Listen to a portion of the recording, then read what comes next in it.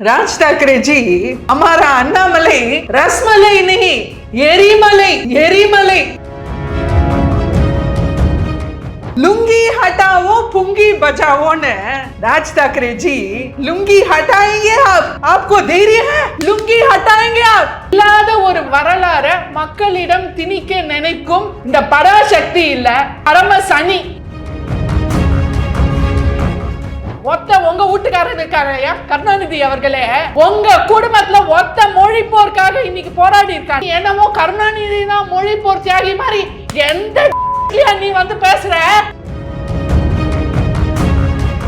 ஸ்டாலின் அவர்களே, உங்களுக்கு தைரியம் இருந்தா உங்க தாய்மொழியில பேசுங்க.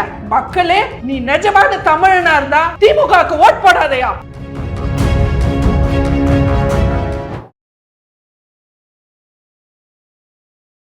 இளையபாரத நேயர்களுக்கு வணக்கம். இன்றைக்கி நம்ம நேர்காணலில் நம்ம சிறப்பு விருந்தினர் பாஜகவை சேர்ந்த பிரியஸ்ரீ மேம் அவர்கள் தான். மேம் வணக்கம். வணக்கம் மேம். ஆக்சுவலாக அண்ணாமலை அவர்கள் வந்து மும்பை போயிட்டு வந்தார். அங்கே என்ன பேசினார்னு தெரில, ஏதோ மும்பையை வந்து பிரிவினை பண்ணுறாரு அப்படின்ற மாதிரி கொந்தளிக்க ஆரம்பிச்சிட்டாங்க. மும்பையிலேயே போய் சம்பவம் செஞ்சுட்டு வந்த மாதிரி சொல்கிறாங்க. ராஜ் தாக்கரே எதனால் மேம் அந்தளவுக்கு கொந்தளிக்கணும்? அவர் முதல்ல நேயர்களுக்கு தமிழர் திருநாள் தை திருநாள் நல்வாழ்த்துக்கள். திராவிட பொங்கல் இல்லைங்களா? திராவிடத்தை ஒழிக்கும் பொங்கல். ஏன்னா இது ரொம்ப முக்கியமான பொங்கல். கரெக்டா சொன்னீங்க. திராவிடத்தை தமிழ் மண்ணில் ஒழிக்கும் பொங்கல் இந்த தை திருநாள். தமிழர் ஒரு தமிழரும் செம்மையா கொண்டாடணும் இந்த வாட்டி. 2026 மிக ஒரு வெளிச்சமான ஒரு தமிழனுக்கான வருஷம் 2026 பார்க்க தான் போகிறோம். Okay ma'am. இப்போ ஏன்னா மேம் ராஜ் தாக்கரே அந்தளவுக்கு கோவப்படுறதுக்கு காரணம் என்ன? ராஜ் தாக்கரே அண்ணாமலை அவர்களை ரஸ்மலைன்றாரு. ரொம்ப ஸ்வீட் போல.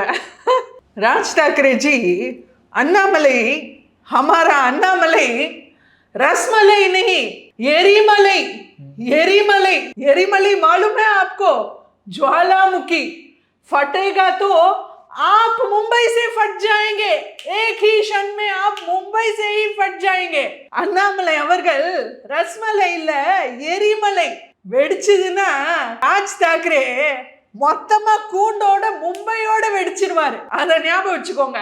அடுத்து என்ன சொல்றாரு? ரொம்ப ஒரு வாயிலே வராத ஒரு வார்த்தை, சாரி இங்க சொல்ல வேண்டியிருக்க, லுங்கி ஹட்டாவோ புங்கி பச்சாவோன்னு. அதாவது ராஜ் தாக்கரே ஜி लुंगी हटाएंगे आप? आपको धैर्य है? लुंगी हटाएंगे आप? लुंगी हटाओ पुंगी बचाओ बोल रहे हैं आप? लुंगी नचा के देखिए, लुंगी नचाओ आप रोज रोज मुंबई में बचाओ बचाओ बोलेंगे. जागरूक, खबरदार, खबरदार राज ठाकरे जी, हमारे अन्नामलाई को बोल रहे हैं खबरदार. அதாவது லுங்கி ஹட்டாவோ புங்கி பச்சாவோன்றாரு. இன்னைக்கு தமிழரை இலக்காரம் பண்ணி பேசியிருக்காரு. வேட்டி அவுத்து பாருங்க, அப்ப தெரியும் என்னெல்லாம் வெடிக்கும்னு. ராஜ் தாக்கரே ஜி, தினம் தினம் நீங்க மும்பையில தூங்க மாட்டீங்க. ஒரு நாளும் கதறுவீங்க நீங்க. Okay ma'am. இப்போ மும்பையில் வந்து மறுபடியும் என்ன நடக்கிறதுக்காக வந்து அண்ணாமலை அவர்கள் அங்கே போனார்? இதுக்காக அந்த மாதிரி பேசணும் அவரு? அதாவது அண்ணாமலை அவர்கள் சொன்னது, இன்னைக்கு மும்பை வந்து மகாராஷ்டிராக்கான சிட்டி மட்டும் இல்ல, Mumbai is an international city. Mumbai இன்னைக்கு ஒரு உலக தரம் வாய்ந்த ஒரு நகரம். வெறும் மகாராஷ்டிராவை சார்ந்த ஒரு சிட்டி நகரம் மட்டும் இல்ல. ஏன்னா இன்னைக்கு மும்பையில பாத்தீங்கன்னா மும்பையோட எக்கனாமி 70,000 கோடி. பெங்களூர் வந்து 16,000 கோடி, சென்னை 8,000 கோடி. ஆனா இதெல்லாம் தாண்டி பல மடங்கு இன்னைக்கு மும்பை 70,000 கோடி ஒரு எக்கானமி வளர்ச்சி கொடுக்குதுன்னா மும்பை இன்னைக்கு உலக தரம் வாய்ந்த ஒரு நகரம் அப்படின்னு சொல்ல வராரு. அதாவது இது எப்படி காமெடியா இருக்குன்னா, ராஜ் தாக்கரே அவர்களுக்கு எந்த அளவுக்கு அவரை அடித்தட்டு முட்டாள்ன்றது. சார், நீங்க சப்போஸ் உங்களை ஒரு விழாக்கு கூப்பிடுறாங்க, விக்ரம்ஜி உங்களுக்கு நாங்கள் 3rd ப்ரைஸ் கொடுக்குறோம், நீங்கள் இந்த அவார்ட் ஃபங்க்ஷனுக்கு வந்துருங்கன்னு உங்களை கூப்பிட்றாங்க. நீங்கள் அவார்ட் ஃபங்க்ஷன் வந்தப்பறம் உங்களை பார்த்து அப்படியே விழுந்து போய் உங்களோட திறமைகளை பார்த்து அவங்க ரொம்ப சந்தோஷம் ஆகி, விக்ரம்ஜி நாங்கள் உங்களுக்கு 1st ப்ரைஸே கொடுக்குறோம் அப்படின்றாங்க. நீங்கள் என்ன சொல்கிறீங்கன்னா, அது எப்படி எனக்கு 3rd ப்ரைஸ் கொடுக்கணும்னு கூப்பிட்டு எனக்கு 1st ப்ரைஸ் கொடுக்குறேன்னு அவமானப்படுத்துகிறாங்க. அப்படின்ற மாதிரி இப்படி ஒரு படுகேவலமான அரசியல்வாதி மும்பைக்கு தேவையா? ராஜ் தாக்கரே ஜி, आपसे बाल ठाकरे को इतना अवमान है, உங்களால பால் தாக்கரே அவர்களுக்கு அவமானம். தயவு செய்து மும்பை அரசியல் விட்டு விலகிறீங்க, பிஎம்சி போல்ஸ் விட்டு விலகிறீங்க. மும்பை நல்லா இருக்கும், மராத்தியர்கள் நல்லா இருக்காங்க. बाल ठाकरे का आप एक बहुत बड़ा अवमान है. दयவு செய்து प्लीज आप बीएमसी पोल से निकालिए और मुंबई के पॉलिटिक्स से आप निकालिए. मुंबई अच्छा रहेगा, मराठी लोग बहुत अच्छा रहेंगे आपके बिना. இவ்வளோ ஹிந்தி பேசுகிறீங்க, இப்போ தான் ஏற்கனவே ஹிந்தி ஒழிக தமிழ் வாழ்கன்னு பராசக்தி படம்லாம் எடுத்து வச்சுருக்கோம். ஹிந்தி பேசினா நாங்கள் எப்படி புரிஞ்சுக்கிறது? அப்புறம் மறுபடியும் நாங்கள் தமிழ் வாழ்கன்னு அடுத்த படத்தை தான் நாங்கள் எடுக்கணும். அதாவது இன்னைக்கு திமுகக்கு தமிழ் மொழினா பிடிக்காது, தமிழ் மண்ணுனா பிடிக்காது, தமிழன்னாலே பிடிக்காத இந்த திமுகன்ற கம்பெனி, அதாவது கருணாநிதி குடும்பத்தோட கம்பெனி திமுகன்ற கம்பெனி, இன்னைக்கு எடுத்த இந்த ஒரு செல்ஃப் மார்க்கெட்டிங், அவங்களே மார்க்கெட்டிங் பண்றதுக்காக அவங்களுக்கே இல்லாத ஒரு வரலாறு மக்களிடம் திணிக்க நினைக்கும் இந்த கருணாநிதி குடும்பம், இந்த பராசக்தி இல்ல பரம சனி. ஏன்னா இன்னைக்கு நான் கேக்குறேன், ஏயா நீங்க மொழி மொழி மொழின்னு இன்னி வரைக்கும் திமுக காரங்க அரசியல் பண்றது இந்த மொழினாலையும் மதத்தினாலையும் தான். நான் கேட்குறேன், ஒத்த கேள்வி கேட்குறேன். இந்த மொழி போர் தியாகிகள் என்ன நம்பவே வேண்டாம். நீங்க யாருமே நான் சொல்றது நம்ப வேண்டாம். கூகுள் பண்ணி பாருங்க, கூகுள் இருக்குல்ல, கூகுள் பண்ணி பாருங்க. மொழி போர் தியாகிகள், இந்த மொழி போர் தியாகிகள்ல ஒத்த திமுக காரன் இருக்கானாயா? ஒத்த உங்க வீட்டுக்காரன் இருக்கானாயா? கருணாநிதி அவர்களே, ஸ்டாலின் அவர்களே, இன்னைக்கு அந்த பிலிம் எடுத்த ரெட் ஜெயண்ட் உதயநிதி இன்பநிதி அவர்கள் உங்க குடும்பத்துல ஒத்த மொழி போர்க்காக இன்னைக்கு போராடி இருக்கானா? மொழி போர் தியாகிகள்ல உங்க லிஸ்ட் இருக்கா? அப்ப எப்படியா நீ மொழி நீ என்னமோ கருணாநிதி தான் மொழி போர் தியாகி மாதிரி எந்த டாஷுக்குலயா நீ வந்து பேசுற? நான் கேக்குறேன். இதுல வேற, அதாவது இன்னைக்கு மொழி மொழி மொழின்னு இவ்வளவு குதிக்கிறாங்களே. நான் கேக்குறேன், ஒத்த கேள்வி கேட்கிறேன். இந்த உதயநிதி அவர்கள் மேடைக்கு மேடை பேசுறாரு, காஷ்மீரை ஜம்மு காஷ்மீரை சார்ந்த மெஹபூபா முஃப்தி சொல்லிட்டாங்களா. அவங்க வந்து தாய்மொழியில பேசும்போது பிரஸ்ல கேட்டபோது, ஏமா தாய்மொழியில பேசுறீங்கன்னு ஒண்ணு, இந்த தாய்மொழியில ஏன் பேசுறேன்ற கேள்வி உங்களுக்கு தில்லி இருந்தா நீங்க போய் தமிழ்நாட்டை சேர்ந்த முதல்வர் ஸ்டாலினை கேளுங்கன்னு சொன்னாங்களா. அப்பா ரொம்ப சரிங்க, ரொம்ப சரி. இந்த கேள்விதான் அப்படி போடு அருவால. இந்த கேள்விக்கு தான் நானும் வெயிட் பண்ணிட்டு இருந்தேயா. இந்த கேள்வி சரியான கேள்வி. நானும் கேட்கிறேன், ஸ்டாலின் அவர்களே, உங்களுக்கு தைரியம் இருந்தா உங்க தாய்மொழியில பேசுங்க. உங்க தாய்மொழி தான் தமிழே இல்லையே, பேசுங்கயா. உங்க தாய்மொழியில ஸ்டேஜ்ல இருந்து பேசுங்க. ஸ்டாலின் அவர்கள், உதயநிதி அவர்கள், இன்பநிதி அவர்கள், உங்களுக்கு தில் இருந்தா உங்க தாய்மொழியில பேசுங்க. ஏன் தமிழனை பழி வாங்குறீங்க? தமிழ்னு ஏன் தமிழ் மண்ணையும் தமிழ் மொழியும் ஏன் வெறும் ஒரு இன்னைக்கு திமுக ஒரு ஒட்டுணி, கருணாநிதி குடும்பம் இன்னைக்கு தமிழனை பிடிச்ச ஒரு ஒட்டுணி, வேற மொழியை சார்ந்த கருணாநிதி குடும்பம் இன்னைக்கு தாய்மொழி தமிழே இல்லாத கருணாநிதி குடும்பம் வெறும் ஒரு தமிழனின் ரத்தத்தையும் தமிழனின் வாழ்வாதாரத்தையும் உறிஞ்சு இன்னைக்கு பல ஆயிரம் கோடி சொத்து சேர்த்த தமிழனை நடு தெருக்கு கொண்டு வந்த இந்த திமுக அரசு தமிழ் மண்ணை விட்டு ஒழிக்கப்படணும். 2026 மக்களே, ஒரு தமிழனும் நீ நிஜமான தமிழனா இருந்தா, தமிழ் ரத்தம் உன் உடம்புல ஓடுறது சத்தியமா இருந்தா திமுகவுக்கு ஓட் போடாதையா. பட் இருந்தாலுமே அவங்க கூட்டணி தான் ரொம்ப ஸ்ட்ராங்காக இருக்கு மேம். திமுக காங்கிரஸ் எல்லாம் ஒட்டுக்கா இருக்காங்க. இந்த பக்கம் ஒன்றும் அந்தளவுக்கு பெரிய ஸ்ட்ராங்கான வலுவான எதிர்கட்சி இல்லைன்ற மாதிரி எல்லாமே குற்றச்சாட்டுறது. அதாவது இன்னைக்கு திமுக கூட்டணியில் இருக்கிறவங்களாம் கொத்தடிமைகள். அதுதான் வெளில வந்துடுச்சு. பராசக்தி படத்துல காங்கிரஸ் எதிர்த்து பேசுறாங்கன்னு இப்போ அவர் எம்பி பேச ஆரம்பிச்சிட்டாரு. அடுத்து பார்த்தீங்கன்னா ராகுல் காந்தி வந்து விஜய்க்கு ஆதரவு தெரிவிச்சிருக்காரு ஜனநாயகம் படத்து சென்சாருக்கு. அப்படின்னு இன்னைக்கு திமுக கூட்டணி எந்த அளவுக்குன்றது நல்லாவே தெரிய வந்துடுச்சு. அதாவது அடுத்து விசிக தலைவர் திரும்ப, அதாவது எதுக்கு கட்சி தொடங்கினாருன்னே மறந்து போயிடுச்சு அவருக்கு. பாவம், அவருக்கு செலக்டிவ் அம்னீஷியா.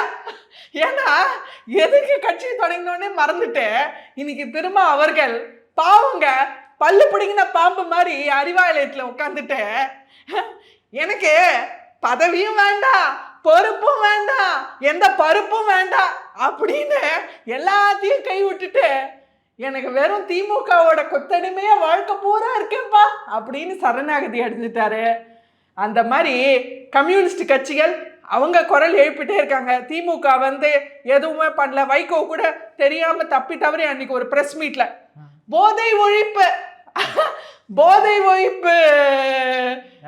நடைப்பயணம் நேர அறிவாலயத்துக்கு தான் போனோம் அவரு ஆக்சுவலி இன்னைக்கு. ஏன்னா அப்படி இன்னைக்கு திமுக ஆட்சி, இன்னைக்கு திமுக கூட்டணி அப்படி டான்ஸ் ஆடிட்டு இருக்க. எல்லா புட்டும் வெளில வரப்போகுது. இப்போ லாஸ்ட் 90 days கிளைமேக்ஸ்ல இருக்கும். ஓகே மேம், அதே மாதிரி நீங்கள் சொன்ன மாதிரி இப்போ கூட்டணியில் அவ்வளோ பிரச்சனை இருந்தாலுமே யாருமே வந்து ஏன் வந்து எனக்கு வந்து அமைச்சர் பதவி கொடுங்க அப்படின்ற மாதிரி கேட்க மாட்டேன்றாங்க. ஏன்னா திமுகவும் காங்கிரஸும் கூட்டணியில் இருக்கும்போது சென்ட்ரல் கவர்மெண்ட்டில் திமுகவுக்கு வந்து நிறைய அமைச்சர் பதவி கொடுத்தாங்க. ஆனால் இங்கே இருக்கக்கூடிய செல்வ பிறந்தை அவர்கள் வந்து நான் வந்து யாருக்குமே வந்து அமைச்சர் பதவியெல்லாம் கேட்க வேண்டாம், நான் சொல்லியிருக்கேன் நான் அப்படின்னு. இதனால் இந்த அளவுக்கு இறங்கி வராங்க மேம் அவங்க. ஏன்னா இன்னைக்கு வந்து திமுகவோட கூட்டணியில அவங்க ஒரு கொத்தடிமைகள்ன்றது அவங்களே சரணாகதி ஆகிட்டாங்க. இவங்க எல்லாம் இருக்கிறனால தானே திமுக ஜெயிச்சு வருது. அப்ப அவங்களுக்கு அங்கீகாரம் கொடுக்கணும் தானே அவங்க. அதுதான் சொல்றேன். இன்னைக்கு திமுகல ஒரு அடிமைத்தனம் படுத்தி அவங்க கும்பிடுக்கு போட்டு பழகி இன்னைக்கு அவங்களுக்கு அவங்க ஒரு கட்சி, அவங்க ஒரு தலைவர்ன்றதே மறந்துட்டாங்க. இவர் செல்வ பிறந்தகை ஆகட்டும், விசிக திரும்ப ஆகட்டும், கம்யூனிஸ்ட் தலைவர் ஆகட்டும், நானும் ஒரு கட்சி, எனக்கும் ஒரு கொள்கை இருக்கு, நானும் ஒரு தலைவன். ஏயா நீ என்ன கட்சி வேணா வைய, நீ என்ன கொள்கை வேணா வைய, நீ நான் தலைவன்னு சொல்லி இந்த இந்த இந்த சாதியை சார்ந்தவங்க, இந்த சமுதாயத்தை சார்ந்தவங்களுக்கு நான் தலைவன் நீ சொல்லிட்டு திரியிறியே. நான் ஒத்த கேள்வி கேட்குறேன், நீ தலைவனா இருந்தாலும் எப்பயும் உன் சமுதாயத்துக்கு பண்ண முடியும்? எப்போ நீ ஆட்சிக்கு வரையோ, எப்போ ஒன்று கையில் அதிகாரம் வருதோ, எப்போ ஒரு மந்திரி பதவியோ ஒரு பதவி உங்க கையில வந்தா மட்டும்தானே நீங்க வந்து உங்க சமுதாயத்துக்கு பண்ண முடியும், உங்க சமுதாயத்துக்கான திட்டங்களை தீட்ட முடியும், அதை செயல்படுத்த முடியும். எனக்கு ஆட்சியிலையும் பங்கு வேண்டாம், அதிகாரத்திலையும் பங்கு வேண்டாம்னா அப்ப எதுக்கையா கட்சி நடத்துற, இழுத்து மூடிட்டு போயா? ஓகே மேம், பட் அது ஒரு பக்கம் பிரச்சனை இருந்தாலும் எதனால மேம் விஜய் அவர்களை இந்த அளவுக்கு போட்டு அடிக்கிறீங்க? பொங்கல் ரிலீஸ் பண்ணலான்னு பார்த்தா சுப்ரீம் கோர்ட் வந்து கேஸ் நாங்கள் எப்போ எடுப்போம்னு பார்த்தீங்கன்னா திங்கக்கிழமை தான் எடுப்போம்ட்டாங்க. அப்படின்னா பொங்கலே முடிஞ்சு போயிடும் மேம். எதுக்கா மேம் இந்த அளவுக்கு வந்து ஒரு புதுசாக அரசியல் வந்திருக்காரு, பேசும்போது எல்லாம் நல்லா தான் பேசுகிறீங்க, புதுசாக கட்சி ஆரம்பிச்சிருக்காரு, அவர் மேலே வரணும் வர அடின்னு அடிக்கிறீங்களா? இதனால் மேம் அப்படி ப்ரோ? அதாவது இன்னைக்கு விஜய் அவர்கள் லாஸ்ட் ஃபிலிம் ஜனநாயகம் பட கிளைமேக்ஸாக ஓடிட்டு இருக்கேன்.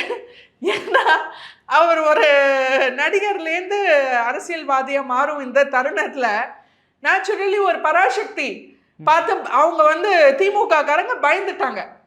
ஸோ இன்னைக்கு தடை மேலே தடை போட தான் செய்வாங்க. இது எதிர்பார்த்த ஒரு பிரச்சனைகள் தான். ஜனநாயகத்துக்கு இப்படி ஒரு பிரச்சனைகள் வரும்ன்றது எதிர்பார்த்த விஷயம்தான். அவங்க பராசக்தியை ஏவி பார்த்தாங்க, நெருப்பா பரவுன்னு நினைச்சாங்க, அது பார்த்தா தண்ணியா போயிடுச்சு. அந்த மாதிரி அவ்வளோ ஃப்ளாப்பாக போன பராசக்தி அவங்க என்ன பண்ணுவாங்க, எப்படியாவது ஜனநாயகத்தை முடக்கணுன்றது தான் அவங்க ஒரே கொள்கை.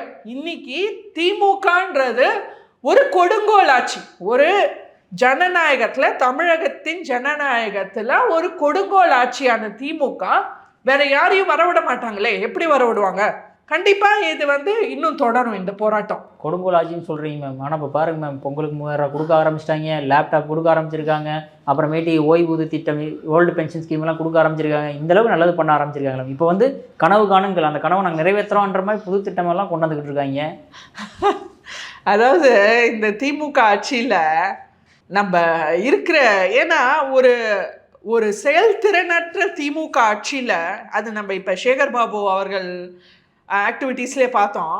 அதாவது மீடியாவை மதிக்க தெரியாத சேகர் பாபு அவர்கள் எப்போ மீடியா வந்தாலும் எனக்கு காது கேட்கல, யார் நீங்கள் யார் பேசுறது அப்படின்னு மக்களோட குரலை நசுக்கும் அடக்கும் சேகர் பாபு அவர்கள் மக்களை பார்த்தா எப்படி பேசுறாரு? ஒரு கியூல நின்றுட்டு இருக்க அம்மாவை பார்த்து அவதூறா பேசுறது, நீ என்னையா சாப்பிட்றேன்னு எப்படியா நாக்கில் நரம்பே இல்லாம சேகர் பாபு அவர்கள் நீ என்ன சாப்பிட்ற அப்படின்னு இது என்ன கேள்வி நான் கேட்குறேன் மக்களை பார்த்து. அதாவது இன்னைக்கு இந்த திமுகன்ற திருட்டு அரசு எந்த அளவுக்கு மோசமா இருக்குன்னா, இந்த 5 வருஷத்துல 4.5 லட்சம் கோடி மக்களுக்கு நிதி நெருக்கடி கொடுத்துட்டு அவங்களுக்கு இது இப்போ என்ன பேசுறதுன்னு தெரியல. எலெக்ஷன் வர சமயம் என்ன பேசுறதுன்னு தெரியல. அதனால மக்களோட வாயை அடைக்கிறதுக்கு இது ஒரு லஞ்சம். இந்த 3000 ரூபான்றது பொங்கலுக்கு 3000 ரூபாய் கொடுக்கறது ஒரு லஞ்சம். மகளிருக்கு நீ உரிமை தொகை கொடுக்குறேன்ற, மகளிருக்கு உரிமை தொகை 1000 ரூபாய் தானே? நான் கேட்குறேன், கேடு கெட்ட 1000 ரூபாய் தானே? சரி ஓகே, அந்த 1000 ரூபாவாவது நீ ஒழுங்கா தந்தியாயா? அதையும் முதல்ல கொடுத்தது 1 வருஷம் கழிச்சு, அப்புறம் இப்போ இன்னும் 1 கோடி பேருக்கு நான் கொடுக்குறேன்னு சொல்லி எலெக்ஷன் வரப்போ கொடுக்கறது. அதான் அடுத்து இந்த அரசு ஊழியர்களுக்கு பழைய ஓய்வூதிய திட்டம் தான் நான் கொண்டு வருவோன்றது இவங்களோட வாக்குறுதியா இருந்தது. பழைய ஓய்வூதிய திட்டம் கொண்டு வந்தாங்களா? இல்லையே, அதை விட குறைவான விஷயம் தானே கொண்டு வந்திருக்காங்க. இது ஒரு ஏமாத்து. ஒவ்வொன்றும் நீங்க பாத்தீங்கன்னா ஏமாத்து வேலையை மட்டுமே பண்ணிட்டு இன்னைக்கு திமுக அரசு, நான் கேட்கிறேன், இன்னைக்கு உதயநிதி அவர்கள் ஒரு மீட்டிங்ல சொல்றாரு, ஒரு காலத்தில் பெண்கள் 100 வருஷத்துக்கு முன்னாடி பெண்கள் வீட்டை விட்டே வெளியே வரமாட்டாங்களாம், படிக்கிறதுக்கு உரிமை கிடையாது, ஆண்களிடம் பேசுவதற்கு ஒரு உரிமை கிடையாது, இதையெல்லாம் ஒழிக்கணும், பெண்கள் சமுதாயம் முன்னேறணும் தான் திராவிட முன்னேற்ற கழகமே தொடங்கிச்சான். அப்பப்பா, என்ன ஒரு உன்னதமான கொள்கை. தந்தை பெரியார் அவர்கள் பெண்கள் கையில இருக்கிற சமையல் கரண்டியை பிடுங்கி அவங்க கையில புத்தகத்தை கொடுக்கணும்னு, பெண்கள் படிச்சு முன்னேறணும்னு சொன்னாராம். இன்னைக்கு நம்ம முதலமைச்சர், இத பாருங்க ஹைலைட், சூப்பர். இன்னைக்கு நம்ம முதலமைச்சர் பெரியாரே மிஞ்சிட்டாரு, ஸ்டாலின் சான்ஸே இல்லைங்க. இன்னைக்கு நம்ம முதலமைச்சர் புத்தகத்தை மட்டும் இல்ல, கூடல் இங்கதான் கொஞ்சம் மிஸ்டேக் ஆயிடுச்சு, ஸ்கிரிப்ட் மிஸ்டேக்கு. உதயநிதி அவர்களே, நீங்க ஸ்டாலின் அவர்கள் பெரியாரையும் மிஞ்சிட்டாரு. ஏன்னா பெண்கள் கையில புத்தகம் மட்டும் இல்ல, கூட பெப்பர் ஸ்ப்ரே, அருவாளு, கத்தி, கபடா எல்லாம் வச்சுட்டு தான் பெண்கள் வெளியில போக வேண்டியிருக்கு. அப்படிப்பட்ட அவல நிலை இன்னைக்கு பெண்களுக்கு. நாளுக்கு நாள் பாலியல் வன்கொடுமை பிரச்சனைகள், ட்ரக் அபியூஸ், மது போதனை பிரச்சனைகள், இவ்வளோ இன்னைக்கு நாட்டுல இன்னைக்கு அவ்வளோ சீரழிஞ்சிருக்கு தமிழ்நாடு இந்த திராவிட முன்னேற்ற கழகத்தின் பின்னேற்பாடு ஆட்சியில. அந்த அளவுக்கு மோசமான ஆட்சி. இதுல வெட்கம், மானம், சூடு சொரணன்னா என்னன்னு தெரியாத நம்ம உயர் திரு அமைச்சர் ரகுபதி அவர்கள், ஏயா நாக்குல நரம்பே இல்லையா? ஒரு திருப்பரங்குன்றம் பிரச்சனையில என்னத்தை சொல்றாரு அவரு? பிணத்தை எங்க எரிக்கணுமோ அங்கதான் எரிக்கணும். ஏயா ஒரு பிணத்தையும் சிவத்தையும் சவத்தையும் எப்படியா நீ ஈடு பண்ணி பேசுற? சிவத்தையும் சவத்தையும் எப்படி ஈடு பண்ணி பேசலாம்? அந்த மாதிரி தீபத்தை எங்க ஏத்தணுமோ அங்கதான் ஏத்தணுமா? என்ன பேசுறாரு அவரு? இன்னைக்கு ஒரு இந்துக்களின், இன்னைக்கு ஒரு தமிழனின் மனசை புண்படுத்தினதுக்காக ரகுபதி அவர்கள் இன்னைக்கு மண்டிட்டு எல்லார்கிட்டையும் மன்னிப்பு கேட்கணும். ஏன்னா ஒரு கார்த்திகை தீபம்ன்றது ஒரு தமிழனின் மரபு, தமிழனின் கலாச்சாரம். அதையே இன்னைக்கு இழிவுபடுத்தி இவ்வளோ பேசுறதுக்கு அவருக்கு யாரு அதிகாரம் கொடுத்தான்ற? ஒரு அமைச்சரா இருந்தா என்ன வேணா பேசுவீங்களா? அதுக்கு மேல என்னது தீபத்தை எப்படி அவர் ஒரு தீபத்தையும், ஒரு பத்தி எறிகிற தீயும், ஒரு பிணத்தை பத்தி எறிய தீயும், ஒரு பிணத்தையும் தீபத்தையும் எப்படி அவர் ஒப்பிடலாம்? அதுக்கு மேல சொல்றாரு, இவ்வளோ பேசிட்டு இவ்வளோ செஞ்சுட்டு அமித்ஷாவை மண்ணு கவ வைப்பாரா? சார், மிஸ்டர் ரகுபதி அவர்களே, ஒரு தமிழனோ இந்த திருப்பரங்குன்றத்துல நீங்க பண்ண பிரச்சனைக்காகவே ஒரு தமிழனும் திமுகவை மண்ணை கவ வைப்பாங்க 2026ல, பார்த்துட்டே இருங்க. ஓகே மேம், திருப்பரங்குன்ற விஷயத்தை பற்றி சொல்லும்போது நேற்று எச்ராஜா அவர்களுமே போய் அங்கே கைது செய்யப்பட்டிருக்காரு. என்ன விஷயத்துக்காக மேம் அது? அதாவது இன்னைக்கு ஒரு தமிழனுக்கு ஒரு அடிப்படை உரிமைகள் கூட பறிக்கப்பட்டிருக்கு இன்னைக்கு திமுகவோட ஆட்சியில். அதாவது அவன் மோடிஜி அவர்களை பாரத பிரதமரை நீங்க வந்து பாரு, உன்னை சுற்றுவேன், நீ தமிழ்நாட்டை உள்ள வந்து பாரு அப்படின்னு சவால் விடுறாங்க. பாரத பிரதமரை டெரரிஸ்ட்ன்றாங்க. அவன்லாம் வெளில திரிறான். இன்னைக்கு ராஜ் தாக்கரே அவர்கள் அண்ணாமலை அவர்களை நீ மும்பை மண்ணை தொட்டு பாரு நான் காலை வெட்டிடுவேன்றாரு. அதுக்கு செல்வ பெருந்தகை அவர் சொல்றாரு, நாங்கெல்லாம் பேசாம இருக்கோம், எல்லாரும் பேசாம இருந்துருவாங்களா? அண்ணாமலை அவர் பேசுறதுக்கு எல்லாரும் அப்படிதான் பேசுவாங்க அப்படின்றாரு. இதெல்லாம் கண்ணுக்கு தெரியல உங்களுக்கு? இதெல்லாம் கண்ணுக்கு தெரியல?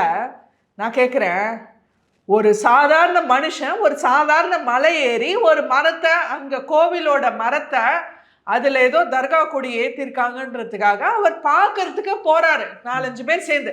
இதில் என்ன குத்தோன்ற? இதுக்கு எதுக்கு போலீஸ்?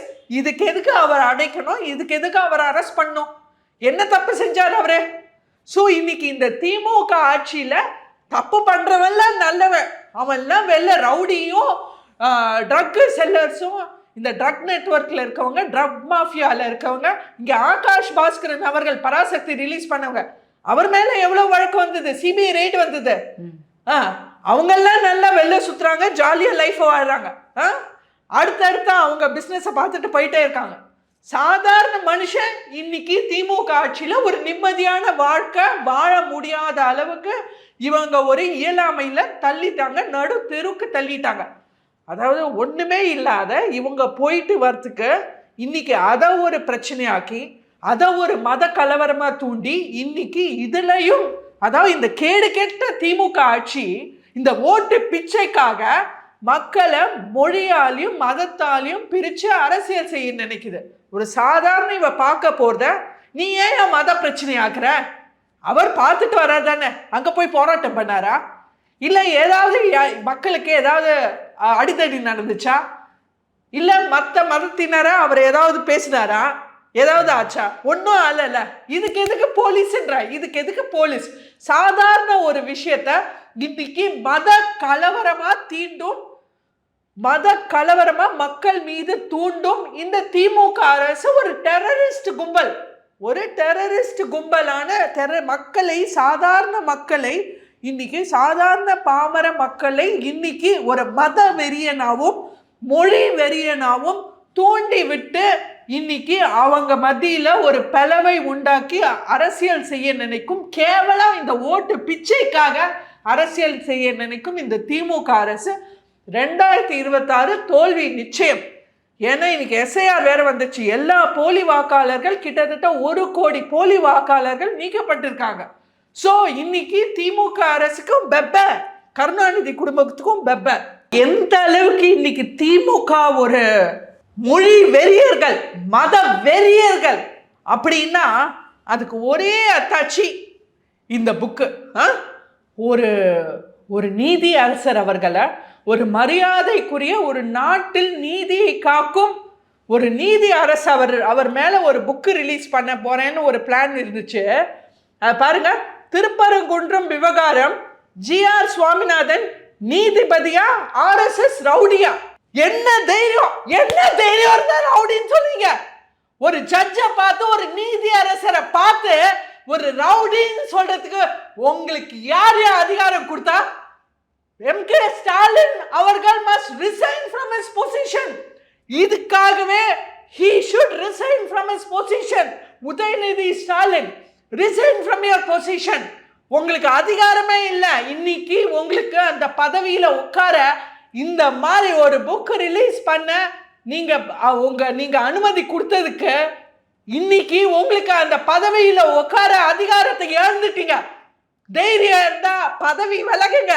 ஸ்டாலின் அவர்கள் பதவி விலங்க, உதயநிதி அவர்கள் பதவி விலகுங்க. உங்களுக்கு வக்கில்ல.